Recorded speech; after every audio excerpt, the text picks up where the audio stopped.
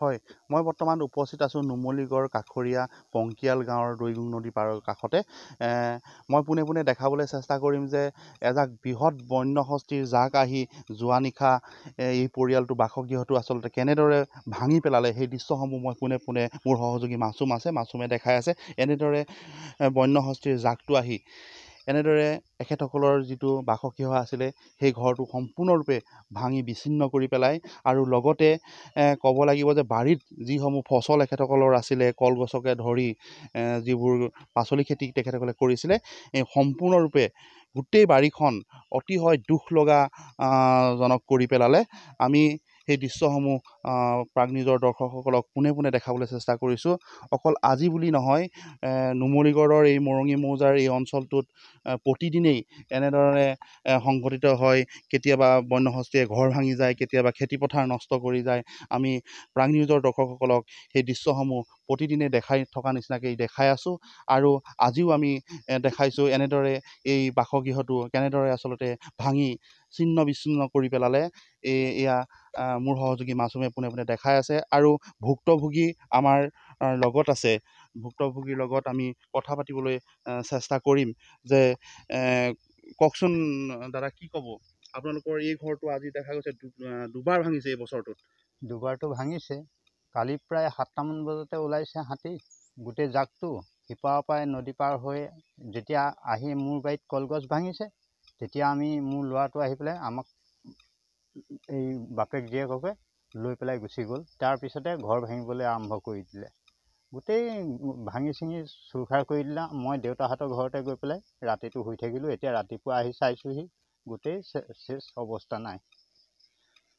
হয়, অতিশয় দুখ লগা যিদৰে আচলতে বন্যহস্তীৰ জাকটোৱে প্ৰতিদিনে এনেকৈ ঘৰ দুৱাৰবোৰ ভাঙি নষ্ট কৰি যায়। কিন্তু বিভাগৰ তৰফৰ পৰা, বন বিভাগৰ তৰফৰ পৰা কিন্তু এই বিষয়ে যেনেদৰে আচলতে ভূমিকা ল'ব লাগিছিলে এই ক্ষেত্ৰত কিন্তু ভূমিকা লোৱা দেখা পোৱা নাই।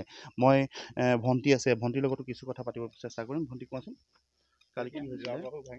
ৰাতি 9টামান বাজিছিলে, 7টাৰ পৰা 9টালৈ ইয়াতে আছে আৰু পথাৰলৈ পিছতহে গৈছে আৰু ইয়াৰ পৰা পথাৰলৈ 2 ঘণ্টামান আমাৰ ঘৰটোতে লাগি আছে। হয়, ইয়াৰ পৰা আচলতে এই ঘৰ দুৱাৰ ভাঙি বন্যহস্তীৰ জাকটোৱে পোনে পোনে পথাৰলৈ ওলাই যায়। এই দৃশ্যসমূহ চালে আচলতে সঁচাকৈ বেয়া লাগিব। যি স্থানত তেখেতসকলে শুৱে সেই স্থানটো ভাঙিছে আৰু দ্বিতীয় এখন বিচনা দেখাবলৈ চেষ্টা কৰিম।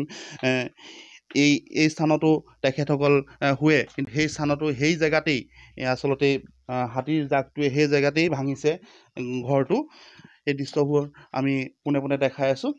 এনেদৰে আচলতে ঘৰ দুৱাৰবোৰ প্ৰতিদিনেই বন্যহস্তীৰ জাকটো আহি এই অঞ্চলসমূহ মৰঙীৰ এই অঞ্চল বৃহত্তৰ অঞ্চলটোত মৰঙীৰ কছাৰী গাঁও, ঢলা গাঁও, পাটকটীয়া, শ'লমাৰী গাঁও এইসমূহত খেতিপথাৰসমূহ নষ্ট কৰিছে। লগতে পাৰ্বতীপুৰ, বগীঢলা, মৰঙী বাগান, লেটেকু এইসমূহতো বহু ঘৰ দুৱাৰ ইতিমধ্যে ভাঙি শেষ কৰি পেলাইছে। মই মোৰ এজন ককা আছে, ককাৰ লগত কথা পাতিবলৈ চেষ্টা কৰিম। ককা, কওকচোন কি ক'ব? যোৱাকালি ৰাতি প্ৰায় 7টাৰ পৰা 9টাৰ ভিতৰত আৰু আহি গোটেই জাকটোৱে মোৰ মাজু ল'ৰাটোৰ ঘৰ ভাঙি শেষ কৰি পেলালে। মানুহকেইটা যেনে তেনে বচালোঁ, কিন্তু ঘৰ দুৱাৰ বচাব নোৱাৰিলোঁ। আমি বহুত ৰাইজ আহিছিলোঁ হাতী খেদিবলৈ, নোৱাৰিলোঁ। হাতীয়েহে আমাক খেদে, আমি হাতী খেদিব পৰা নাই। কিন্তু আমাৰ ফৰেষ্টৰ ফালৰ পৰা আমি কোনো সহায় পোৱা নাই এতিয়ালৈকে। অহাও নাই তেখেতসকল আৰু কোনো আমাক সোধায়ো নাই, একোৱেই নাই। অন্তত আমাক লাইট এটাও দিয়া নাই। হয়, আৰু এটা কথা ক'ব লাগিব যে মৰঙীৰ যি বকিয়াল বনখণ্ডৰ যি কাৰ্যালয় আছে বকিয়ালৰ তাৰ অধীনত থকা যি কাৰ্যালয় আছে তাত এতিয়ালৈকে এই বছৰটোত 7জনকৈ পুৰুষ আৰু মহিলাকে ধৰি শিশুকে ধৰি 7জনকৈ এতিয়ালৈকে মানুহ মৃত্যুমুখত পৰিছে। আৰু নুমলীগড় বন বিষয়াৰ কাৰ্যালয়ৰ অধীনত যি আছে তাত 2জনকৈ মৃত্যুমুখত পৰিছে।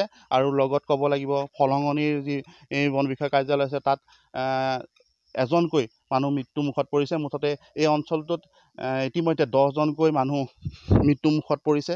আৰু লগত ক'ব লাগিব ঘৰ দুৱাৰৰ ক্ষেত্ৰত 120টাকৈ ঘৰ ইতিমধ্যে এই 3টা বন বিষয়াৰ যি কাৰ্যালয়ৰ অধীনত আছে সেই অধীনত থকাৰ যি অঞ্চল, এই অঞ্চলসমূহত 120টাতকৈ অধিক ঘৰ ইতিমধ্যে বন্যহস্তীয়ে ভাঙি শেষ কৰিছে আৰু হাজাৰ হাজাৰ বিঘা খেতি মাটি ইতিমধ্যে নষ্ট কৰি পেলাইছে এই বনৰীয়া হাতীৰ জাকটোৱে। আমি সেই দৃশ্যসমূহ আপোনালোকক আগতেও দেখাই আহিছোঁ প্ৰাঞ্জিত দৰ্শকসকলক, আৰু আজিও এই স্থানত কিদৰে আচলতে এই বাসগৃহটো নষ্ট কৰিবলৈ যায় সেই দৃশ্যসমূহ মোৰ সহযোগী মাছুমে পোনে পোনে দেখাই আছে।